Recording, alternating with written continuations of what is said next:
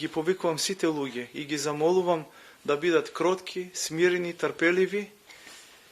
да не ги вознемируваме ниту упокоените, ниту нашите страдални болни, туку со молитва кон Бога, со трпение, со смирение, да се подготвиме и починатите да ги спратиме во вечноста и болните да се молиме Господ Бог да ги исцели и да ги излечи. Вчерашниот ден јас го разбирам како голема болка, голема тага, голема жалост, бидејќи на сите тие луѓе по некој или е роднина, близок, пријател, брат, сестра, комшија, другар, соученик, сограѓани, така натаму. Нивниот револт потполно го разбирам, го сваќам, но замолувам не на таков начин, туку на евангелски начин, молитвено, смирено, тивко, достоинствено да ги испратиме во вечноста починатите, а за здравите колено приклоно постојано да се молиме.